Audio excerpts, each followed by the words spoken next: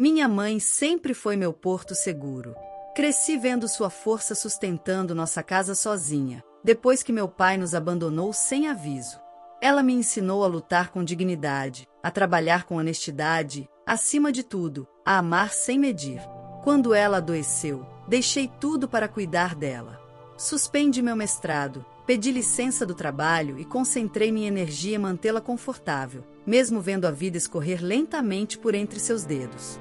Cláudio, meu marido, parecia entender no começo. Dizia que era uma fase, que logo tudo passaria. Mas à medida que os meses avançavam e a saúde da minha mãe piorava, ele começou a reclamar. Tudo em casa parecia incomodá-lo. Reclamava da comida, da casa bagunçada, da minha falta de atenção com ele. Eu tentava conversar, explicar que aquela situação era temporária, mas ele se afastava. Dormia em outro quarto, saía cada vez mais tarde do trabalho e passava os fins de semana fora com desculpas esfarrapadas. Você vive para essa mulher, como se eu não existisse. Ele gritou certa vez, quando cheguei do hospital e não quis jantar com ele porque estava exausta. Aquilo me doeu profundamente. Minha mãe estava nos seus últimos dias de vida e ele estava competindo por atenção como uma criança mimada. Eu já não sabia mais como lidar. Tudo o que eu queria era que ele tivesse um pingo de compaixão. Não por mim, mas por aquela mulher que tinha me dado tudo e que agora definhava diante dos meus olhos. No dia em que ela faleceu, eu estava sentada ao lado de sua cama, segurando sua mão fria, pedindo baixinho para que ela descansasse em paz. Cláudio não estava lá.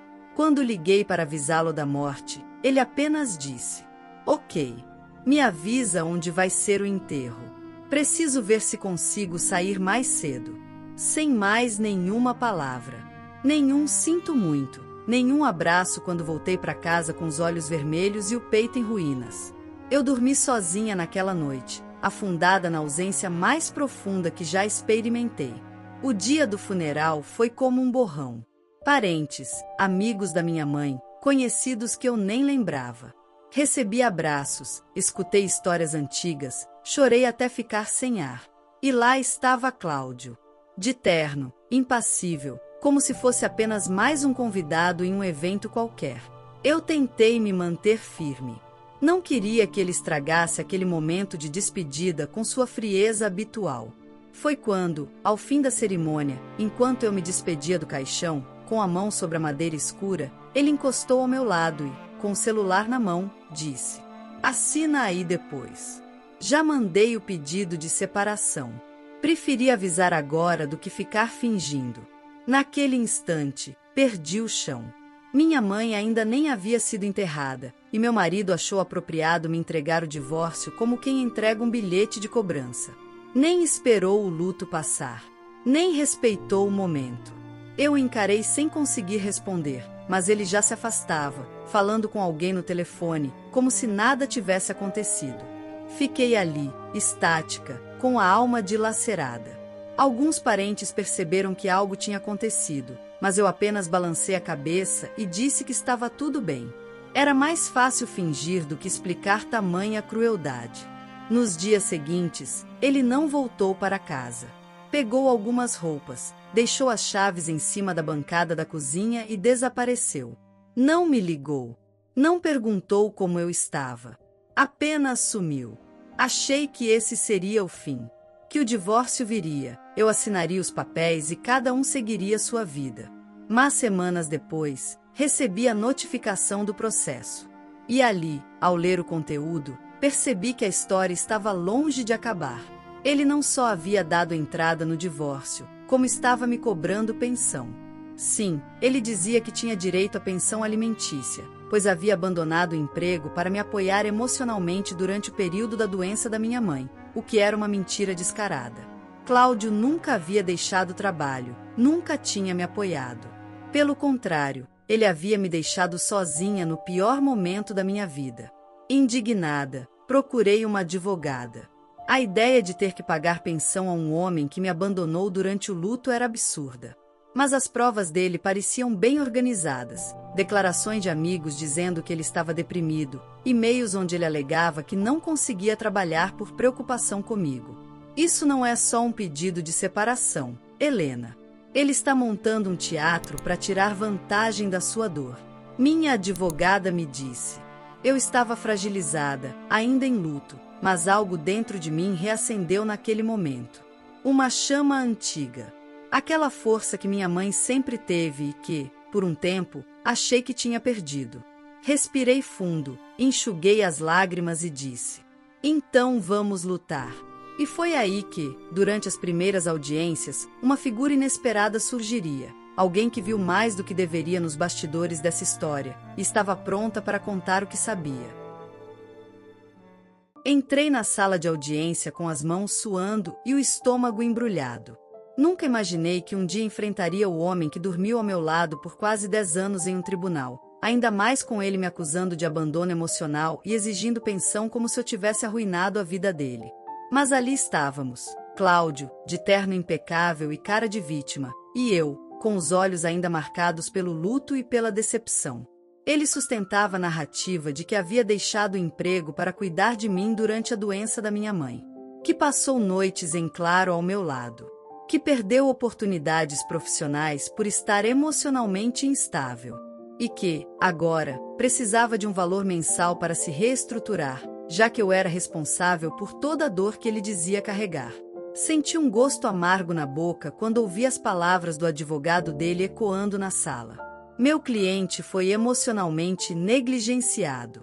Ele sofreu com a ausência da esposa, com o excesso de obrigações domésticas e com o trauma de acompanhar de perto uma perda familiar que sequer era dele. É justo que ele receba uma compensação por todo esse abalo psicológico. Engoli seco. Aquilo era um absurdo. Um teatro montado com perfeição. E pior, ele tinha testemunhas. Um casal de amigos dele, que mal me conheciam, prestou depoimento afirmando que Cláudio estava destruído e que passava horas chorando no trabalho porque a esposa o ignorava. Minha advogada tentou rebater, trouxe prints de conversas em que eu implorava por ajuda, registros hospitalares com visitas que ele nunca fez, e até fotos da minha mãe em momentos delicados, sem a presença dele. Mas os juízes às vezes não olham o suficiente. Eles querem provas objetivas, datas, testemunhas neutras. Foi então que minha advogada recebeu uma ligação curiosa. Era de uma mulher que dizia trabalhar no hospital onde minha mãe foi internada nos últimos meses. Enfermeira-chefe da ala paliativa. Seu nome era Teresa. E ela queria falar comigo. Nos encontramos em uma cafeteria discreta. Teresa era uma mulher de fala firme, com olhar sincero e jeito direto. Ela disse que me reconheceu na audiência por acaso, quando viu uma notícia do processo circulando num grupo de colegas. E que não conseguia esquecer o que tinha visto naquela época. Eu lembro de você, sempre sentada ao lado da sua mãe. Você quase não saía do quarto. Era você quem dava banho, penteava o cabelo dela, alimentava quando ela estava fraca demais. Disse ela, com os olhos marejados. Concordei em silêncio, sem entender onde aquilo ia parar. E também me lembro do seu marido, ela continuou. Ele aparecia de vez em quando, mas nunca entrava no quarto. Ficava no corredor, no celular, reclamando do cheiro, do clima, do hospital. Uma vez, ele falou alto o suficiente para todo mundo ouvir. Essa velha vai demorar muito para morrer, não? Foi horrível. Meu corpo gelou. Aquela fala tinha cravado uma faca que eu nem sabia que ainda carregava. Você se lembraria da data? Perguntei, ainda sem acreditar. Me lembro sim. Foi numa terça-feira, por volta das 18 horas. Tenho certeza porque houve um problema com a medicação da ala naquele dia, e eu precisei relatar o incidente. Tenho esse registro. Se você quiser, eu posso testemunhar. Senti meus olhos arderem. Não de tristeza, mas de alívio. Pela primeira vez, desde que aquele pesadelo começou, eu via uma possibilidade real de justiça. Minha advogada ficou eufórica com a informação. Marcamos uma nova audiência com pedido para incluir a enfermeira como testemunha surpresa. A defesa tentou barrar, dizendo que era irrelevante, que ela não tinha vínculos diretos. Mas o juiz permitiu. Na nova sessão, Teresa foi chamada ao tribunal. Cláudio arregalou os olhos ao vê-la entrar. Ela manteve a calma, descreveu tudo com precisão. As vezes que me viu exausta, sozinha com minha mãe. Os momentos em que ele apareceu, sempre impaciente, falando altos, zombando da situação. E, claro, relatou a frase que ouviu com clareza. Essa velha vai demorar muito para morrer, não? Ela repetiu diante do juiz. Foram essas as palavras dele. Estavam presentes outras enfermeiras, que posso indicar, se necessário. A sala ficou em silêncio. Eu o encarei, e ele evitou meu olhar pela primeira vez. Até então, ele parecia seguro, confiante no próprio jogo. Mas ali, alguma coisa havia se rompido. A máscara dele escorregava. No fim daquela audiência, o juiz decidiu suspender temporariamente o processo para análise das novas informações. Pediu que a equipe do hospital enviasse os relatórios da época e sinalizou que haveria uma reavaliação do pedido de pensão.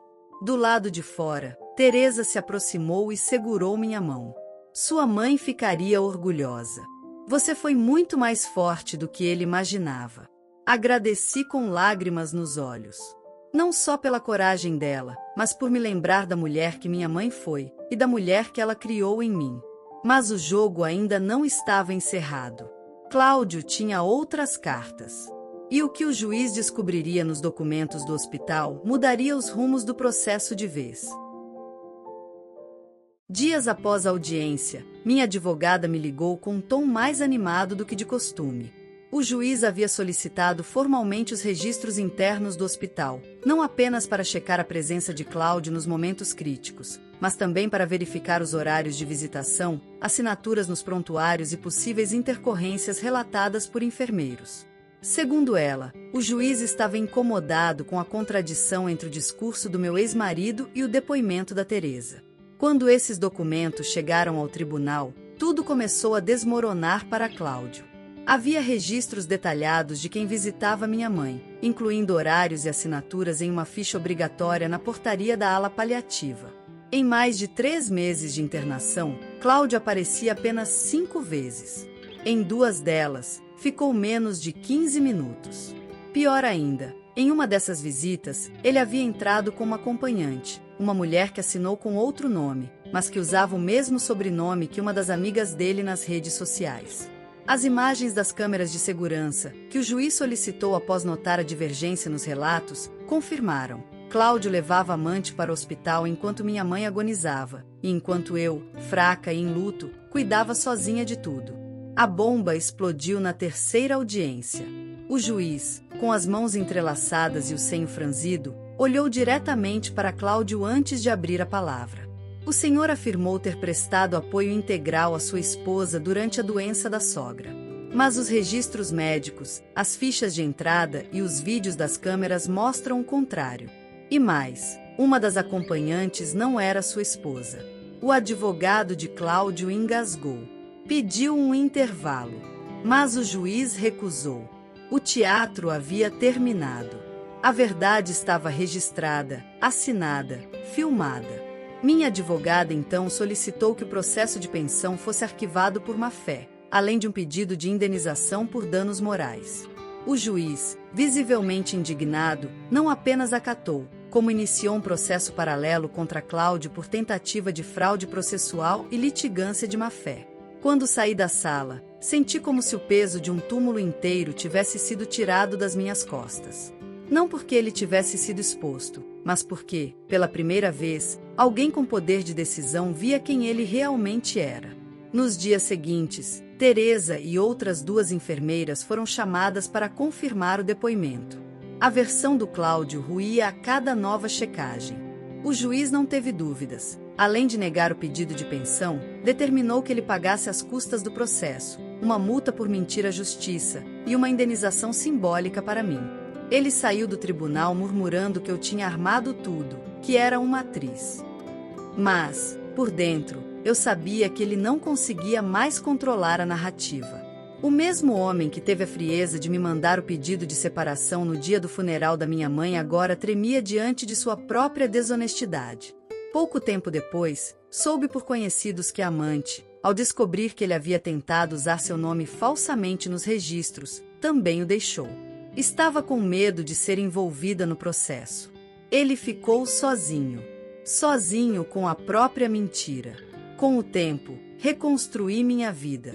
Revi meus valores, reforcei minhas amizades e me aproximei de pessoas que realmente se importavam. Ainda carrego cicatrizes. Perder minha mãe e meu casamento em um intervalo tão curto foi devastador. Mas também aprendi a reconhecer a força que herdei dela. Teresa virou uma amiga próxima. Um anjo inesperado que apareceu no momento certo. Em uma das nossas conversas, ela me disse algo que nunca esqueci. Às vezes, a justiça demora a chegar.